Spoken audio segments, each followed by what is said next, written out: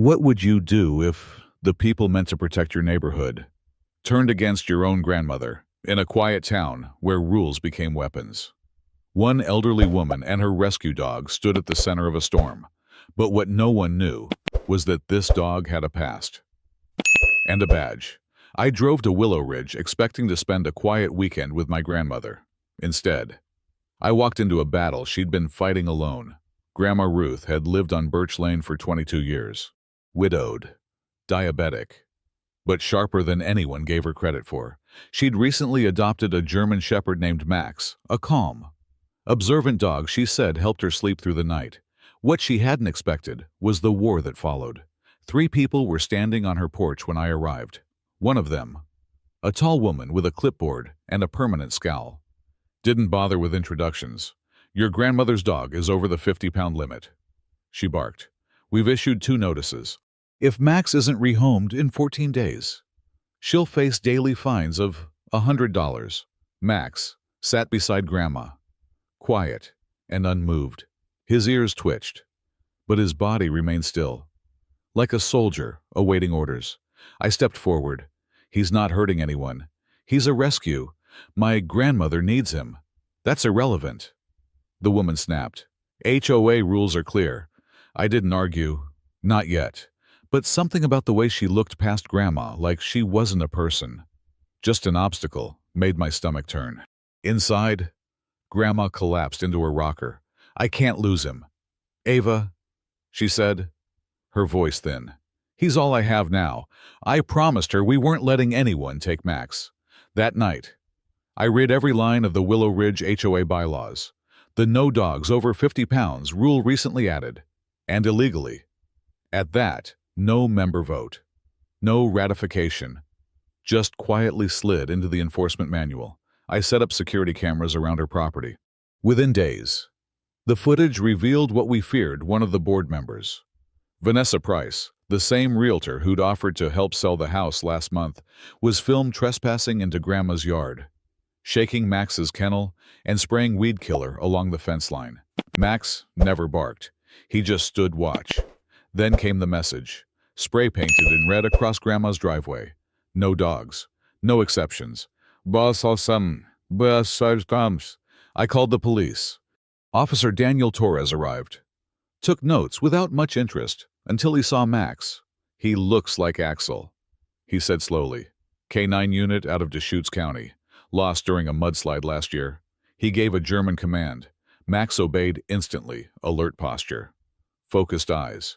"You mind if I run a few checks?" he asked. I nodded, unsure what we'd just stepped into. The next morning, Officer Torres returned with confirmation Max was indeed K9 Officer Axel, missing in action and presumed dead.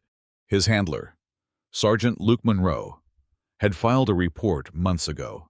Somehow, Axel ended up at a shelter with a falsified surrender note. Axel wasn't just a retired service animal. He was a federal asset, protected under law. That should have been the end of it, but it wasn't. Hours later, HOA officials returned, this time with a crate. "You are hereby ordered to surrender the animal," Margaret Hale, the president, declared. "You're making a mistake," I warned. Then came the deep voice behind us. "That dog's not going anywhere." Sergeant Monroe stepped into the yard, badge gleaming. Axel Max rushed to him, tail whipping like a metronome, barking for the first time. The officer knelt, arms around the dog. "I've been looking for you." When he stood, his eyes met Margaret's. "This dog is a protected federal service animal. Removing him is a felony." Margaret didn't flinch. "Our rules apply to all residents." "Not when those rules were illegally enacted," I said, "and not when they're being used to harass elderly homeowners." That night, I created a page, Justice for Ruth and Max. I posted the video of Vanessa trespassing, the vandalism, the unapproved bylaw change, and the development plans we'd uncovered. Vanessa's husband, a property developer, had purchased 3 homes on the block under LLCs, all elderly owners, all after enforcement actions pushed them out. The page exploded overnight. By the end of the week, a town hall was held. Over 100 residents showed up. Sergeant Monroe shared Axel's story. I shared Grandma's. Then others stood. A teacher fined $300 for a decorative wind chime. A disabled veteran harassed for parking violations.